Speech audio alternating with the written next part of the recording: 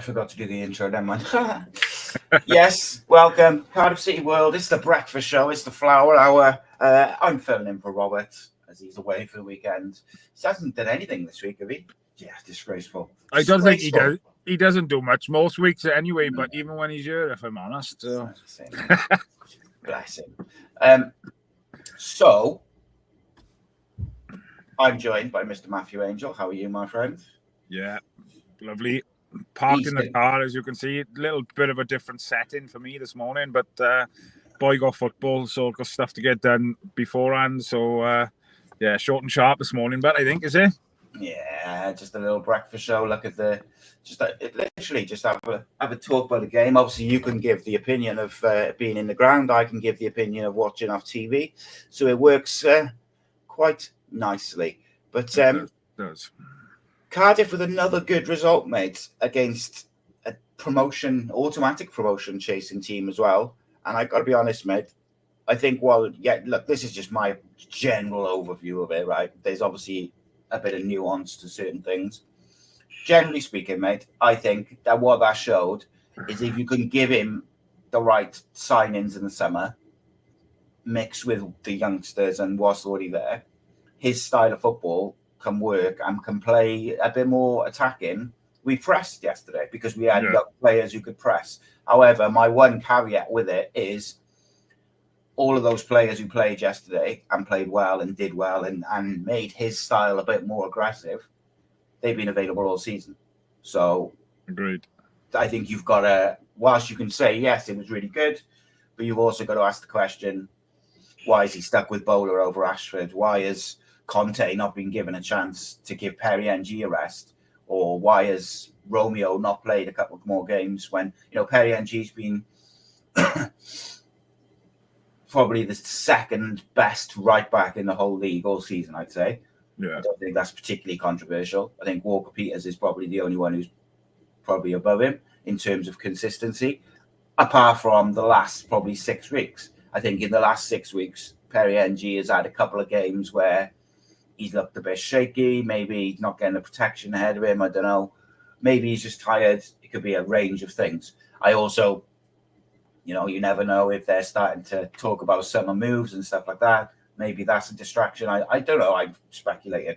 But what I could say is he's very consistent, but maybe he could have done with a break. At the start of the season, I said Jamalu Collins looked around January time, I felt like he needed a break, but we had no other left back to play.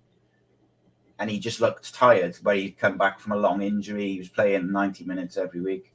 But then on the positive side, mate, I thought Joe Rawls had a really good game yesterday, although I thought he looked better once Ruben went into the 10. But my thing with Joe Rawls, mate, I mean, we'll talk about it later. What did you think of the overall kind of game? Just going back to your selection things with the manager and things then. So I think listening to his reaction after the game, I think he put a lot of emphasis on the players just to go out and have the freedom to play football, no pressure. Like I said, we're not fighting relegation, we're not fighting going for the playoffs. And I think that was one of his excuses, that was one of his reasonings behind the youngsters haven't been involved prior, because it would have been a different kind of pressure on them if they're still chasing for promotion, which he's covering his back, I suppose. But I can understand it as well. But I think he would have learned a lot yesterday from them youngsters who come into the side, because didn't think they looked out of place at all. So hopefully that's another learning curve for him. I think we've said it numerous times on the channels over the last couple of months that, he's coming into a brand new league. He's going to be learning all the time. So hopefully that's something he took on board yesterday. Going back to the game in itself, then it was good to see so many youngsters involved in the squad yesterday. I think there was 5 or 6 youngsters on the bench as well. Obviously, Ashford had his start. Really good positive, I think. I think the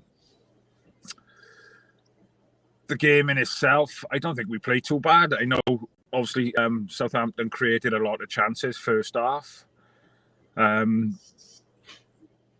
Could have been dead and buried, if I'm completely honest, at half time. But that in itself, although Southampton, I didn't think we were playing bad football.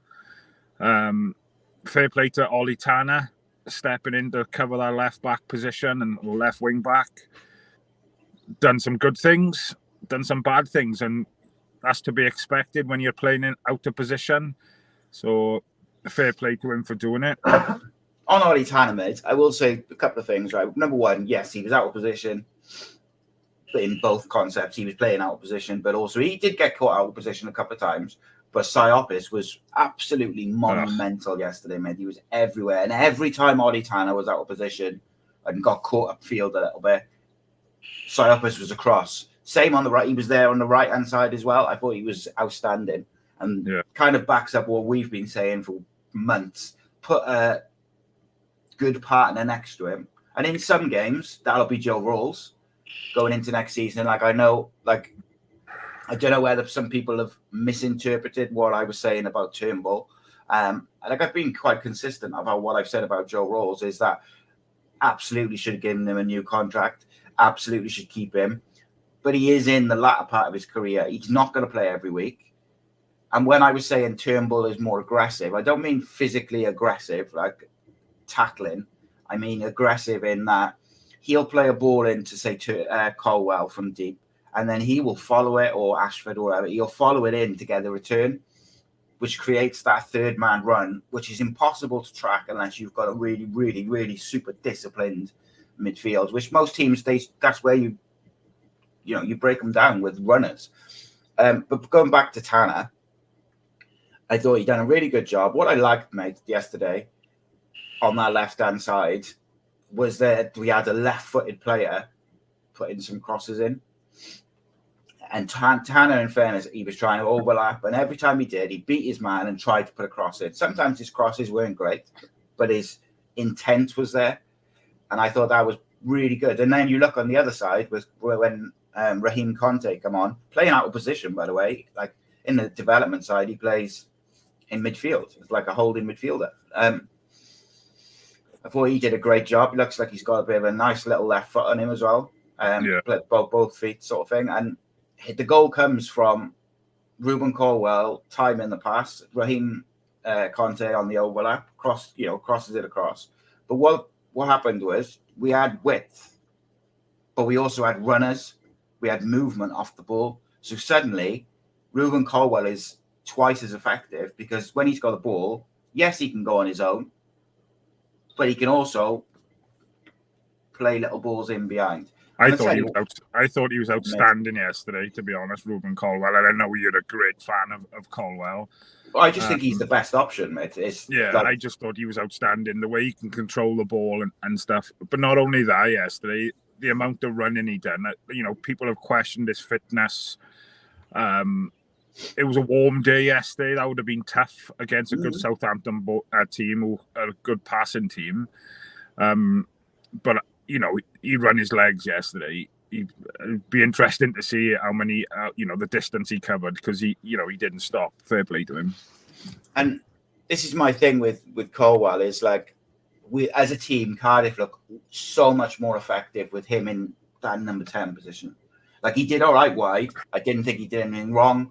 I thought he tried to help Ollie Tanner out as much as he could, and they linked up pretty well as well. But like, when you move him into that 10, as long as you've got someone behind him in Rawls or Turnbull who can get the ball to him so he doesn't drop too deep, and then you've got runners. Look, mate, I haven't been the biggest fan of Mate all season. I've been kind of like, his link-up play when he's in the middle is good. I didn't really fancy him as a winger. Thought him and Jeju finally turned up yesterday for the season, and you could actually see why we signed both of them, really. I didn't think Jeju was amazing, but he ran he run, he pressed, and he looked like someone who, when he come off the bench, had something to prove, like, because he haven't had much game time, and he's come in, and people have said, haven't they, like, everyone's kind of saying, I just don't see what he offers. But look, in the first half, Southampton were very, very good. However, I think what you've got to remember is they're in form. Two, they got a very settled side. They play good football. they're going for automatic promotions, so you're going to concede chances anyway. Even if we had what is perceived as our first 11 out, my one worry, by the way, just on that, is that he's going to revert to type against Borough now. Is if a few of those players are back, Bowler's back, whoever, Collins is back, like all of those players are going to drop out. Now, I'm not saying like Raheem Conte should start or Giles should start, but I think Keane Ashford deserves to keep his place. Oh, 100%. I think Ruben Colwell's got to be in the number 10, and then you've got to speak to Joe Rawls, and you've got to look at his stats and his, when they say they're about the red lining and stuff. If he's like, if he needs a rest, put him on the bench and put Turnbull in there with Siopis and see who you can put Ollie Tanner on the left, mate. I'd love to see that. Or, Ollie Tanner, I think the manager came up yesterday and said, I don't think there's an injury concern. Him and Romeo both come off, didn't they? But we're cramp, I think. So, well, they haven't played, mate, have they? Like, no. At all. But it doesn't it make you wonder, mate, looking at Tanner, right?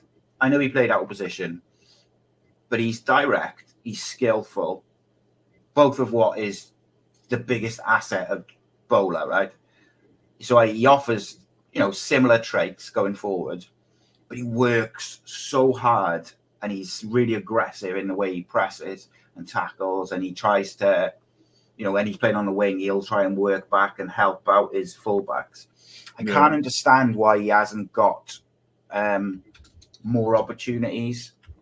Like, I don't think he always, like, quite often he doesn't come on, very rarely starts. I don't understand why he hasn't had more, just more chances, like off the bench, or it's a strange one. I know there was a point where the manager felt like he had perhaps got a bit too big for his boots, sort of thing, which is fine, because I think he, at that point, he dropped him down to the 23s for a week, didn't he? Just to give him a kick up the arse. But I think either side of that, I think Ollie Tanner would be fair to ask, like, why haven't I been given an opportunity? Because, like, it's not like Bowler's been tearing it up all season. No, agreed, but 100% agree with you. But I think he's been set in his ways in certain times through the season, hasn't he? And he's not afraid to drop people in and out of the squad. But then again, he's set in his ways, and he'll have, I say, favourites, but the ones he kind of believes in. But which is obviously different opinions to what perhaps we have as fans. But yeah, it is what it is. Like I said, I think it's a big learning curve for the manager as well, and I think that wouldn't have done Tanner's reputation any harm yesterday, really. By, like I said, playing out of position. Granted, like I said, he done some things that if it was a normal left back, you'd be like, what's he doing playing? But from my personal opinion, I take my hat off to him. It wouldn't have been easy yesterday on that left hand side with David Brooks running at you, I think. But I thought he'd done a good job, in fairness. And well, I'd say another really interesting point to that is if we are able to get Phillips back next year who was excellent again, whether it's they can work something out on a free or whatever, he seems to be enjoying it down here. If they do get him and we end up keeping McGuinness and the rest of it, I could see the managers reverting to like a 3-5-2, and then you look at it. Well, O'Dowda's injury record this year has been poor. So who can play the left wing back role? Well, if you want to be a bit more offensive, because in that system, you need the wing back to be able to get up and overlap, which Jamalu Collins is probably his weakest part of his game, is the attacking side, or certainly it has been since he's come back from injury. Ollie Tanner would be a great option on that performance as a left wing back if O'Dowda's not around. We had, I don't know if you've seen it yet, but the chat I had with Paula Bandato this week, we talked about the season generally and Bullet, and the fans were very vocal yesterday in their support of the manager. Unfortunately, mate, I don't think Vincent Tan gives a flying fuck about the fans. Never has, never will. He'll do what he's going to do. And I think ultimately it will come down to whether Mehmet Dalman and the board can convince him to go along with it. And I think, regardless if you take away all of football and just look at it from a purely statistical point of view, like, were we on 62 points? Yeah. With no sign-ins, with no, real money spent. I think, and I don't think he's asking for, he's not asking you to go spend £10 million on a striker. He just wants a little bit of backing to do a bit of wheeling and dealing. I think we're 1 point behind Coventry. I think Coventry got a couple of games in hand, mind. Yeah. Coventry on 63 points in 8th. I think there's a couple of teams on 63. But, goals at the start of the season of where we would expect to be. And I know we've fallen off at certain points around, Christmas or November, December, January time. We went through a bit of a rough patch, but bloody hell, he's more than, obviously the goals would have probably have been at the start of the season for us not to have had a shit season like we've had the last couple. And obviously to try and finish as high up the league as we can. I think, hand on heart, I think playoffs would have been a bit of a push, to be honest. But being Cardiff fans, you always got to set them expectations. I mean, I think we always want to be there or thereabouts. But I think if we can finish, 10th, 11th, where we are, I think, it's a really good season for us. I'm trying to hide from the sun, sorry. At the start of the season, I don't know if you remember when I done the season preview, and I said, if we could finish top 12 this season, and then next season push on more around the playoffs, and then the third season in like that 3-year rebuild is when you are genuinely out and out, like promotion, or it's almost like a failure, if you'd like. But that's progressing each season, and that's building, because you're starting from scratch, you're building each thing. And the problem is, right, say we don't keep him, you get someone else in, it might go well, it might not. But we'll probably, as soon as it goes badly, if we're just going to get rid of that next manager, you're constantly in a state of transition and a state of rebuild.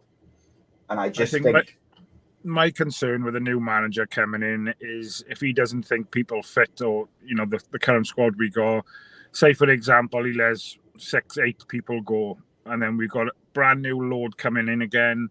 And it's that vicious circle. We're always in that nightmare, or do you know what I mean?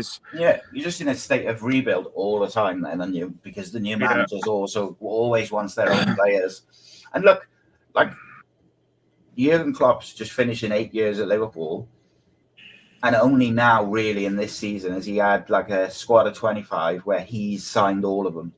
Like, it takes time to get your team and your players. And I'm not saying, I said in the thing with Paul this week, I can understand why they're a little bit reluctant, because if they give him a new contract and then come Christmas time next year, we're still playing the same way at home that we have the majority of the season, the fans are going to be pissed off and they've got to pay him out. So I do get the reluctance, but I think you've got to look at when he's had a full squad of players to pick from, including Ramsey. We played good football at the start of the season. I defy anyone to say the first part of this season we were boring to watch. It's only when he's had to shuffle it a bit. And all right, I think on the whole, his signings have worked on the whole. I think even Josh Bowler, you can say, all right, thanks for the season. Probably don't want you next season. But he's contributed at least over the season, But I like him as a player, Bowler.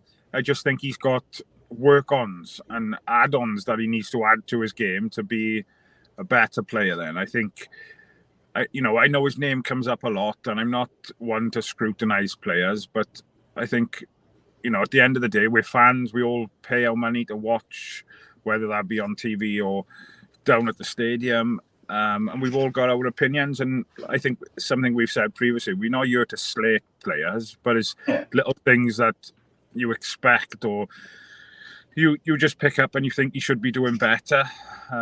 Because, like I said, he scored some great goals for us. He's put in some great contributions, but it's just a little bit more you'd expect from him, especially being at a club like Forest and playing at a higher level type of thing.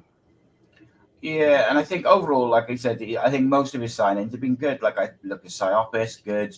I look at Gutas, Phillips, all good. Even Wilson Esbrand, I thought, generally speaking, was pretty good. I think, he did go off. I think after the Swansea game, he doesn't seem to have been quite right. Like he seemed like the Swansea game for Wilson Esbrand, he seemed the occasion seemed to get to him a little bit, which, all right, he's young, isn't it? That's going to be expected. However, on a separate note, mate, does Joe Colwell exist, or is he just something that the club have created by AI as like a promotion for the academy? Because, like, he just can't get on the pitch, mate. Considering how highly he's rated, I'm amazed that they didn't give him 10 minutes yesterday, just, 5 minutes. Yeah, I think it was a difficult one yesterday, whereby there was a couple of injuries, and what's that? Say again. I was just going to say when I forgot who. When Tanner went down, I assumed that the manager was going to then put Rawls at left back and bring on Joe Colwell, because Giles hasn't really been in the squad much this year. Now and again might have been on the bench. But Joe Colwell's been with him, haven't he? Like pretty much all season. So I assumed that that's what he would go with, and I was a little bit disappointed, mate, that he didn't get on. I hope he gets on against Borough, and if and that's another option. If Joe Rawls is struggling for Borough because he's played a lot of football since coming back from injury, then maybe why not give Joel a start? Play Ruben in 10, Joel alongside Siopis. Siopis can talk him through. Like, this lad is so highly rated, it's almost like, well, let's see what he's about. Like, let's see if he's good enough. Let's just give him a look. And even if you look at it from another point of view, right? Yes, he's highly rated, all the rest of it. We want to have a look at it. The rest, I get it. But how about he's been with the first team squad a lot this season, if not the majority of the games, and hasn't got a minute on the pitch. So let's just reward him for being there and having a good attitude and, constantly just churning up and having the right attitude. Last home game of the season, no pressure with relegation and things like this. So let's give him a reward, innit? Like, I would like to see him. I doubt he's going to get a start, if I'm honest. So, but I would like to see him maybe, get 20, 30 minutes. But it'll be interesting. I said when they put the board up yesterday for the substitution for, I think Turnbull come off and Jeju come on. Mm-hmm. I said, "Oh, what's he do?" I said, I turned around because these boys come with us as well. I said, "What's he doing?" And I said, as soon as I said that, I said, "You watch him score now," and he did. But I thought I liked when he came on yesterday. He flew into a challenge on the and then the top left hand side, which got the Canton that stand, and he kind of raised his arms, didn't he, to get the crowd going.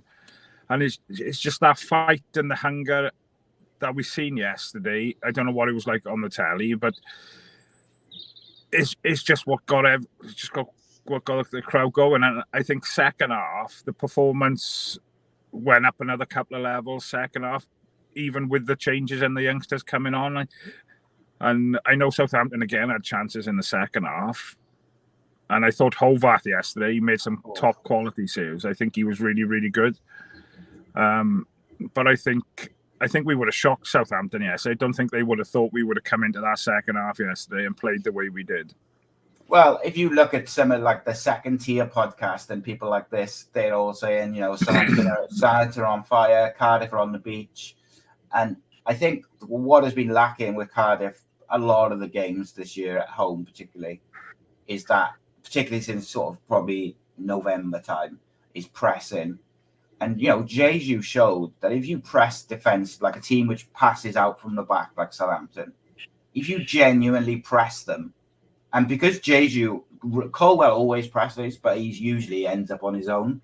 But because Jeju went and Colwell went, they suddenly found themselves boxed in the corner. He wins a corner for us out of nothing. And it's almost like that's what we can do. but you've got, I get it. The manager and people have said like he's had to change the way they press because of the players that we've got. But I said in my preview, I disagree with that because Colwell likes the press. Jeju clearly likes the press.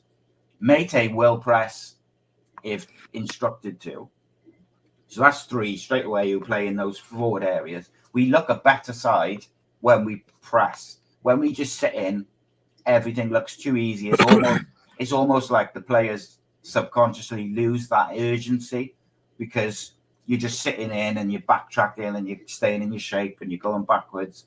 And it almost seems like they not switch off, but they lose that intensity. Whereas when you're pressing, you're constantly on the go. And I just think we look better that way. Just very quickly, Med, I want to run through. So we started off, we had Hovarth in goal. Hovarth, I thought, was outstanding all game. And I think he's taken some criticism for his distribution. I think overall his shot stopping has been very, very good. But I thought particularly yesterday, I thought he was really, really good. I thought he also started a couple of attacks with quick throwouts and quick kickouts when he had it in his hands. Phillips and Gutas were both really good, steady. Phillips in particular was outstanding, but Gutas was steady. Tanner, we've talked about. I thought Romeo had a good game. He got a bit tired, but you're going to expect that when you haven't played. But I thought the back 4 in particular, with Siopis and Rawls in front of him, yes, we conceded chances, but you're going to concede chances. But I thought the back 4 stood up to the pressure that they were under really well. And even the goal is, the goal comes from a rebound. Like, you can't do a great lot. You can't do much about that. It's just where the ball goes. I think the only thing that got me was there was quite a few bodies between the goal and... Yeah, it's trying to throw your body in. But then, in the second half, mate, did you notice that every time Southampton got the ball anywhere around the edge of the box or in the box, there was bodies flying in, blocking it. I think Phillips and Siopis made about 3 or 4 blocks each in the second half. So it's clearly, I agree, and I think probably they've been told, get your body in the way of the shots and be a bit more aggressive in stopping them. The 2 in front of the midfield, I think Siopis was my man of the match. Bar Colwell probably is the only one. I think Colwell was the man of the match, but I thought Siopis he does so much work, mate, which is unseen. And he did a lot of covering yesterday for Tanner and Romeo and just generally looked after the ball, played a couple of nice crossfield long passes as well. I thought Rawls was really good. I thought Rawls was he read the game really well in the first half without being outstanding. I thought he just did a good job. But I thought he came into his own once he had Colwell in the 10, because I stand by it, mate. I just don't think Turnbull likes to receive the ball with his back to goal. He just doesn't seem comfortable receiving it in those little pockets of space. Once Colwell went in there, I thought Rawls really started to excel. And then when he had the energy of the young players either side of him, I thought he really kicked on. I thought he had a really good, strong finish to the game, Joe Rawls. And he put a couple of great set pieces in towards the end. And we probably could have asked why there wasn't more people on the end of it. Turnbull, I thought Turnbull did all right. He tried, he worked hard, he looks after the ball. I just don't think he's a number 10. I really don't. Ashford, I thought solid all game, and obviously I know it takes a deflection, but what a moment! And it's when if you see the interview with him, mate, you realise how young he is. He's a proper kid from the valleys. And it was great to see. Just he didn't know what to do. Didn't even know how to celebrate. But he got a lot of pace about him. He got a good first touch. And what I like about him is he goes up and down that wing. Yeah. And I think it was good in the second half. Sorry to jump in here. Then they switched him from the right to the left, didn't they? Because they put Mayday on the right. Finally, something you've mentioned in your preview as well, going back about why we don't do that, just to mix things up. And he didn't look out of place out there either. I think going back to that hunger and the fight and the want, he challenged everything. If he lost the ball, he'd fight back for it. and that's what you want. And when he scored that goal, I was so chuffed for him. Really, like you said, I don't think he knew quite what to do, but yeah, awesome, brilliant. So Turnbull I thought was pretty good. I thought Meite up front, he worked hard, did all right, didn't really sparkle, but I thought once he went wide and he had the fullback overlapping him and get up to support him with Colwell dropping in as well, I thought Meite looked really good on the wing. For the first time, I got to say, I've seen him as a wide player, and I thought, oh, there you go, that's what we signed him for. Yeah. And that was good to see. Him and Jeju, I thought, they contributed a lot. I thought, Giles did well linking up with Ashford. Didn't, he only had a little bit of time. But I got to say, mate, I thought Raheem Conte. Yeah, he looks a baller. I tell you what, mate. Just quickly, mate. I think in about 5 years' time, potentially we could have, if things were to work out right, you could have Raheem Conte alongside Joel Colwell with Ruben in front. That's exciting, man, because Raheem Conte looked so comfortable on the ball, but he was also happy to get up and attack, obviously sets up a goal. But did you see the one where Southampton sort of played it, a few touches, and they did a little chipped ball over the top, and Phillips and Gutas got caught a bit flat-footed. They were not quite out of position, but looked just a bit ball watching. And it came over to our sort of right, their left. And I think it was Armstrong, possibly, or I'm not sure which Southampton player, but he was through. And Raheem Conte tracked him inside as the ball went over the top, and then won a header against someone who was, much bigger, physically stronger. And if he doesn't win that header, Southampton were through on goal. Yeah. And I thought that shows that not only is he good on the ball technically, which you expect that these days with young players, but it shows that he's mentally very switched on. And I thought he had a cracking game, and I'd actually, I would like to see him start against Borough, and I'd move Tanner up. With the youngsters that come on yesterday, then, and I know we're not far off wrapping up.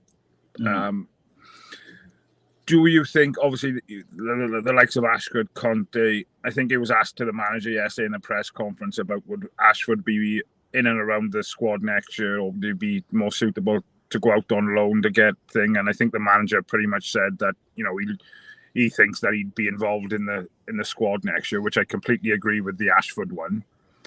But then I suppose, again, then it depends. Is NG going to go? I suppose it depends what happens in the summer then with the others, I suppose, doesn't it? Yeah, it does. It really does. Because I think it would be a mistake for us to keep Rolls, Wintle and Turnbull in the squad next year. I think you've got to let one of them go. We're not going to sell Turnbull and Rolls. And it's not necessarily that I don't like Ryan Wintle, because I think he can be a good squad player for us next year. But if you've got Joel Colwell and you've got Raheem Conte as someone who can go in the midfield as well as fullback, and I think we have to sign a midfielder, and so I think someone's got to go. But I could see Conte. It all depends on who goes, who stays, because like you say, if NG goes, then you could see Conte staying to be cover. You can play a couple of positions. It just depends. I think Joe Colwell will go on loan next year. I do, unless because I can't. If he's I understand he's highly rated. There's obviously something about his game or his physique or something that they think is not quite ready, because otherwise he would have got on the pitch, I think, in the last couple of games. And he might go and start against Borough or whatever. I just think he's most likely to go on loan. I think Ashford, absolutely, you've got to keep him. Because if you think Bowler's going to go, so straight away you've lost one wide player. Grant's going to go, that's two. So I think Ashford, takes one of their places. You've also got Isaac Davis coming back. Would you keep Grant if we had the opportunity to? So Grant's similar to Phillips. If we could work out something with wages, with obviously Grant's got a bit longer on his deal, so you'd have to pay a fee. But I heard from a few people that West Brom do want him off the books. They don't want him back. So if you could agree a nominal sort of fee with them, so they're happy to get him off the books just from the wages point of view, and then he's willing to take a bit of a cut, I'd absolutely keep Karlan Grant. I think going forward, he's probably been one of our most consistent performers. He always puts a shift in, and I think you can see with, like, if he had played in that team yesterday with those young players around him and the way we played, I think you'd have seen a better version of Karlan Grant. I think it's much more difficult as a forward player to take your chances when you know in a game you're only going to get one, maybe two, because we don't create a lot. So if we can play like we did yesterday and create more, I think you see a much more prolific version of Karlan Grant. And if you look back upon his career, he's scored goals quite consistently, but when he's playing in a team which presses and attacks, and he's another one, mind you, can really press. Yeah. So in answer to your question, I would keep Grant. Here's the thing. I would like to sign Karlan Grant permanently, but if we could only get him on loan, I wouldn't straight away get him in. Yeah. And I know that sounds strange because it's like, surely if you want to sign him, you want to sign him. Yeah. But I think Cardiff, loan-wise, next year need to be a little bit more clever, because I think a couple this year have not been fantastic. And I don't want to be negative because we have had a good performance yesterday. You know, everything is it's been good. The tactics were good. The pressing was good. The performance, the result, everything. So I don't want to be negative. But, you know, I think Jeju, for instance, I know he scored yesterday, hasn't really offered enough. Like when we signed him in January, we've played without a number 9, mate, all season. And I think that's an issue. I think the one thing I've noticed about Kean Ashford is, like, his finishing is, you know, supposed to be top draw in the 23s, and obviously scored a nice goal with a deflection yesterday. He works hard. At the moment, he looks like a winger. At the moment. But I know he plays through the middle at the younger age groups. But in this system, the way most teams play like a 4-2-3-1 these days, don't they? And I think the only way you could maybe see him playing through the middle, and I think this is the mistake we made with Karlan Grant, by the way, when we played him through the middle, is I think the way you do it is you play, and people might say this is like trying to overcomplicate it a bit, but instead of playing like Grant or Ashford as a number 9, so they're the focal point, I would play them in the sort of number 10 position, but not as a number 10, and I'd have Colwell as like a false 9. So Colwell is the most furthest forward as you line up on, you know, the board or whatever. But then Colwell drops back into the number 10, and Ashford or Grant runs beyond. And then if you need someone to hold up the ball or play off, Colwell can do that. He does it anyway. And you have the runner off him. So they're playing through the middle, but almost as like a second striker. A bit like what Dwight York used to do back in the day, maybe. It'd be the best way to explain it. Not that I think... Like if we could have somebody like Dwight York who'd hit the back of the net. Oh, fucking hell, mate. But I just don't think you can play Ashford through the middle. He hasn't got the hold-up play and the size. And we perhaps don't play... Perhaps not at the moment. I think obviously that his confidence would have gone through the roof after yesterday. So I think the manager's got a job now keeping his feet on the ground. And from just listening to what he said, I think, you know, he looks a little bit of a nervous type, doesn't he? And I think the managers, and, you know, that's why they're there. They got people in the club to do that now. The manager hasn't been afraid to drop Tanner back down after the Swansea game and things. I know it wasn't straight away, but I think there's people in the club now that will keep them grounded type of thing. But I think is important that, you know, I'd be disappointed next week if Ashford don't start, given the performance he put in yesterday. But it wouldn't surprise me if he didn't.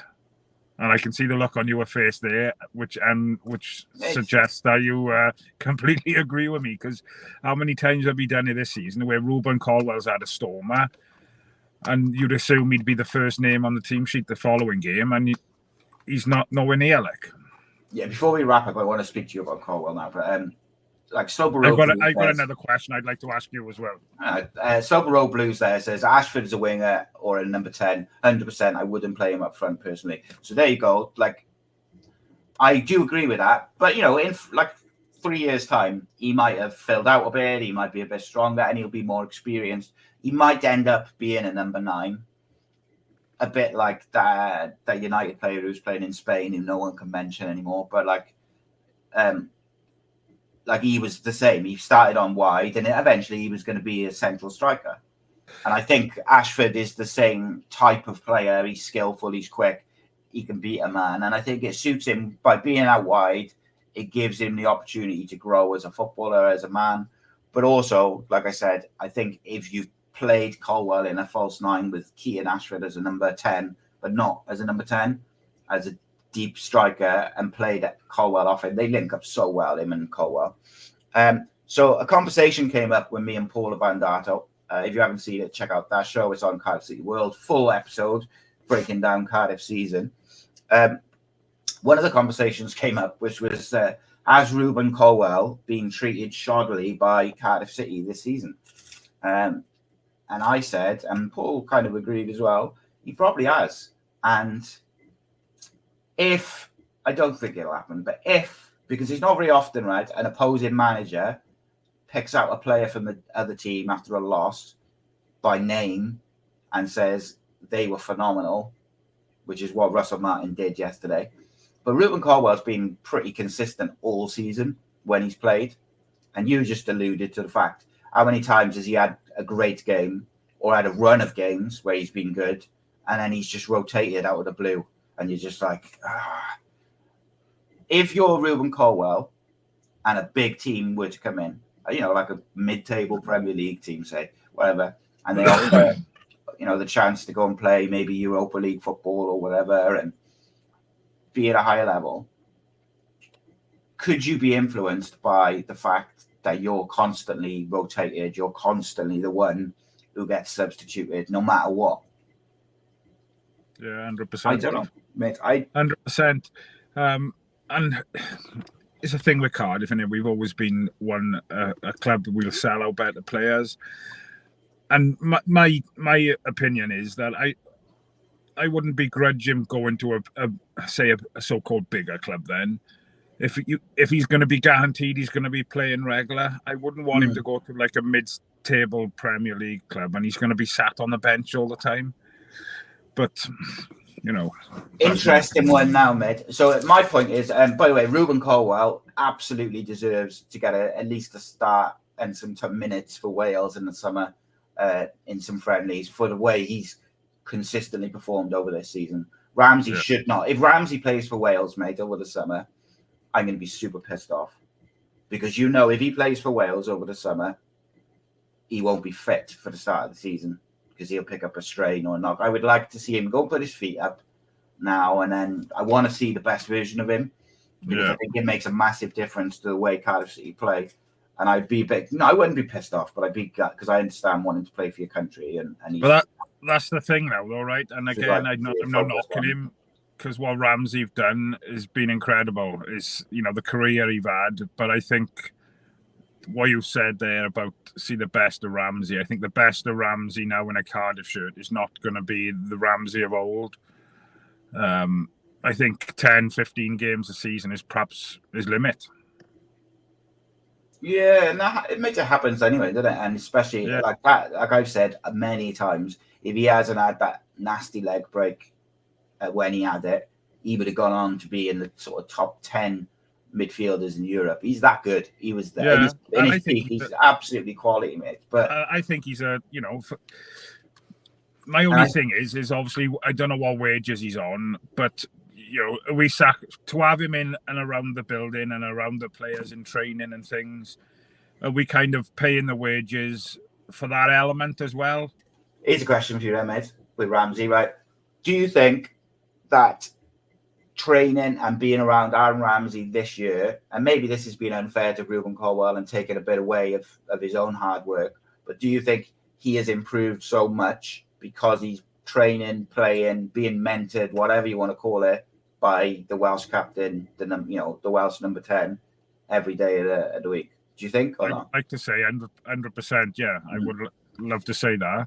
But obviously, I don't know the thing. But I would say, 100%. It probably hasn't done any harm, has it? I think the manager come out vocally and said as well that even though Rambo's been injured, he's still there and he's still around. So even that example to set into the younger players, if you're injured, and it's something we've tried to adapt in like local rugby, if you're injured, still attend training sessions because you can still learn things, even when you're injured. So I just think having that mindset set into youngsters early days, because a lot of things are taken away from the youngsters now. We talked to previous Cardiff City legends about, the YTS programs they went through.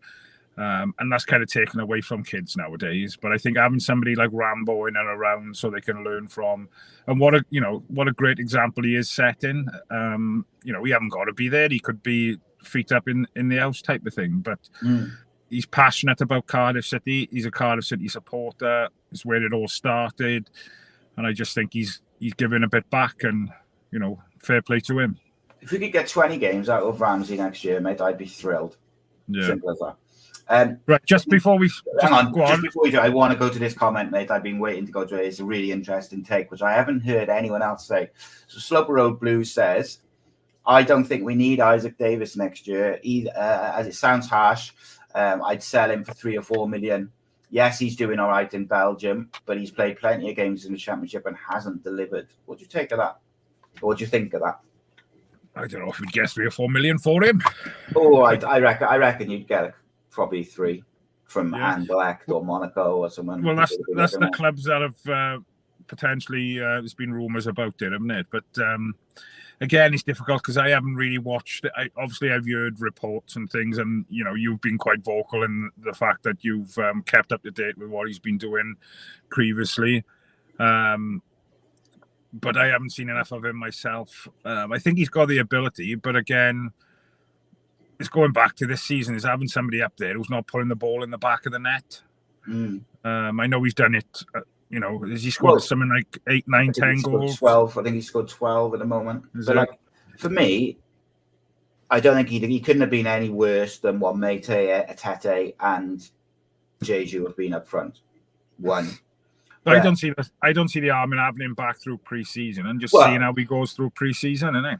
Yeah, what I would do if I was the club, which I'm obviously not, and as I've said over the last couple of weeks when I've talked about football structure and being prepared for if the manager is going to go, have we got a short list made up with detailed profiles of our potential targets and blah blah blah. Like the club obviously think very differently to me. But to me, one, they should have been watching every single 90 minutes he's played. But 2, you've got to understand as well, the Belgian second tier is not the Championship. No, it's a different level. However, you can only play what's in front of you. He scored goals. So what I would do is I would get him in, make sure he's there for the first day of pre-season training. And whenever we play games, he is playing against the strongest opposition and he's playing with the first team players. And you have a look at him. I do think he's got to be if he's going to play for Cardiff now, I think he's got to be a number 9. I don't think he can be a wide player because I think that is going to hinder the progress of a Kean Ashford, and I don't want to see that. So I think Isaac Davis, can be. I do think if he can replicate the goal scoring form he's done in Belgium, then of course I think he's capable of it. He's got the ability, but I can see where Sloper Road Blues is coming from. Yeah, 100% agree with that comment. But also, mate, being away from home for a year is not hard. It's not easy. And he will have grown up a lot. I know he's changed physically. Like, he's a bit more, like, he's jacked. Like, go back to Ruben Colwell, mate. The size on him. But,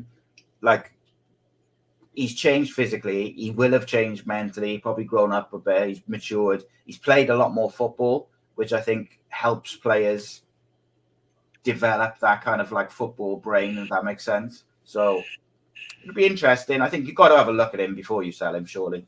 Yeah.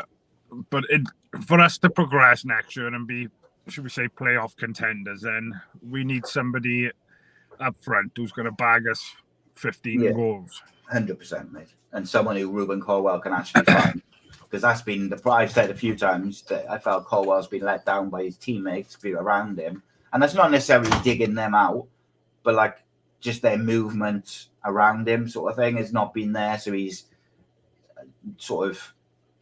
he has difficulty, in certain. I like the setup we had yesterday, in fairness, and I think it made Ruben shine a little bit more. If I'm completely honest, I like I said, I thought he was outstanding yesterday, and yeah, I just think one or two additions, could make him even greater. Yeah. But there we go. Right. He had an out-and-out striker. I think you see the best of Ruben Colwell. Yeah. Go on, ask your question before we go. I've been busting to ask her this one.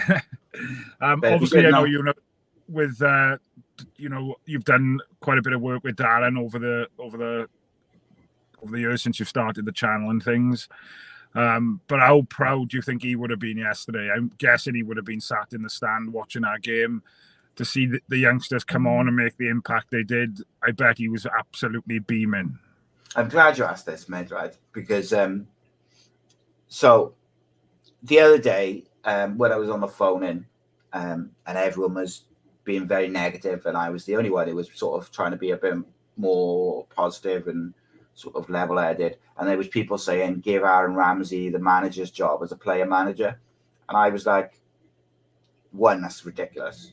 Two, if you're going to give it to someone like that, why would you not give it to Darren Pearce, who's been at the club before, knows the club, has been, the 23s manager for the last few years, has been in and around the club, he knows the young players, etc. So I wasn't saying Darren should have the job. I was saying if you're suggesting that, then surely this is a better thing. And I did caveat by saying, look, he's a friend of mine, so I am biased. I want him to succeed and I want him to do well. However, Darren takes a lot of criticism from people, from City fans, about the 23s.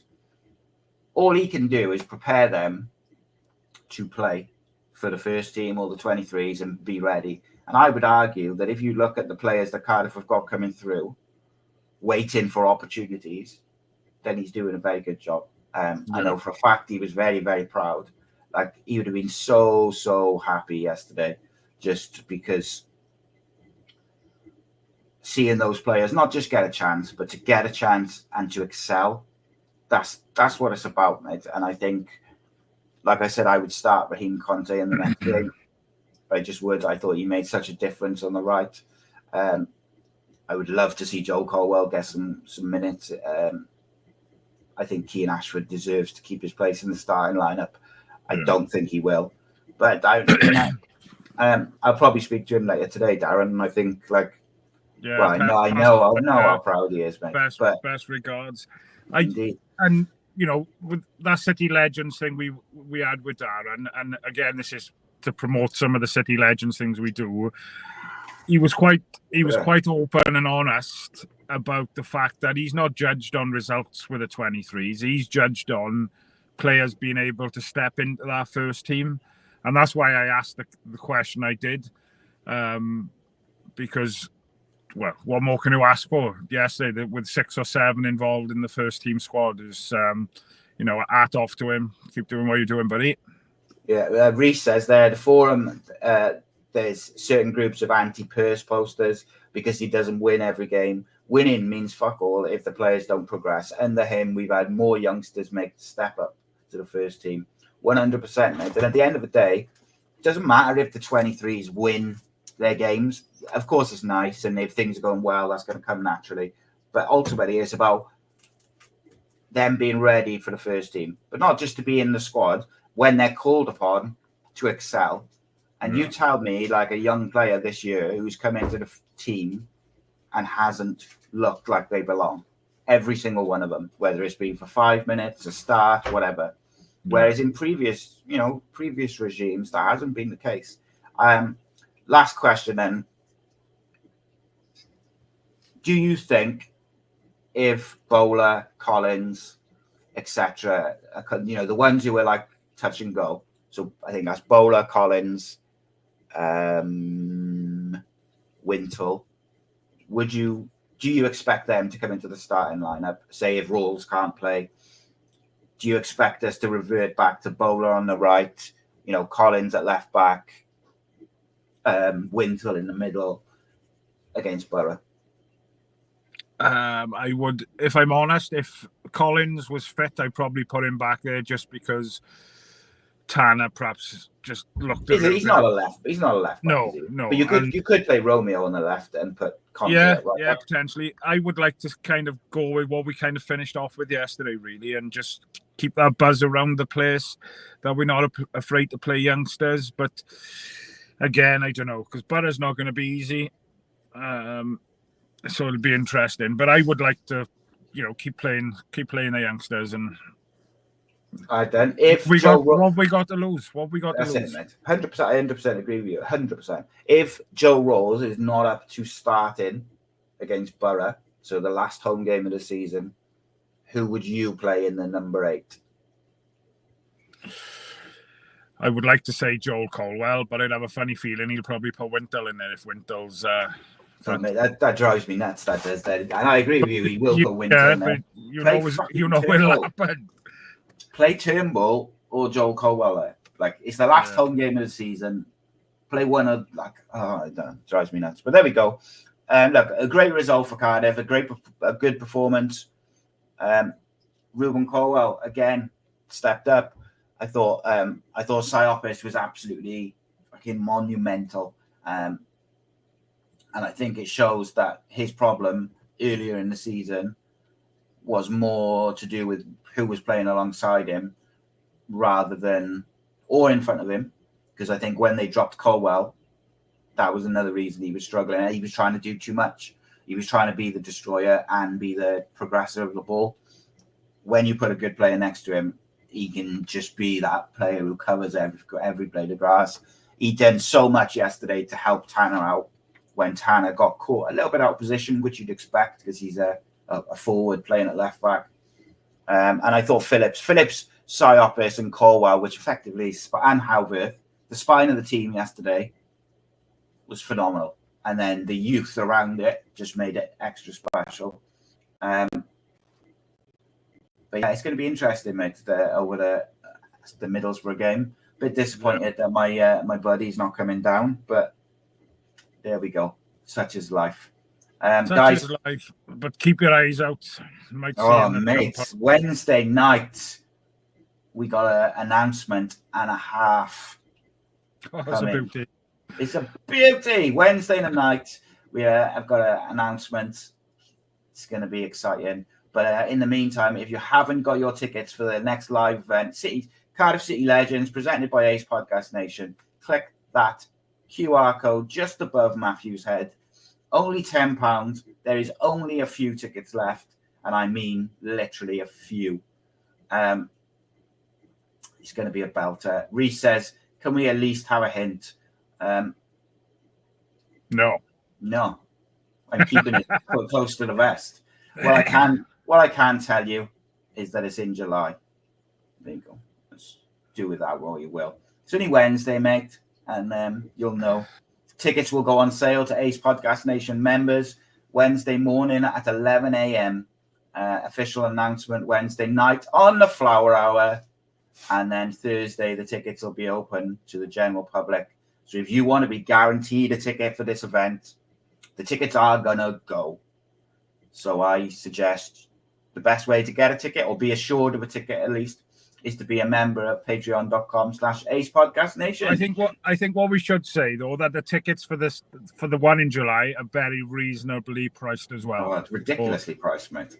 Ridiculously priced for what it is. But there we go. Just how we roll. It is. Exciting times. Take care. I'll be back tonight. I should say that. I'll be back tonight with 5 things we learned from Southampton versus Cardiff. Matthew, finish us off. Up a flower. Swagger down the street.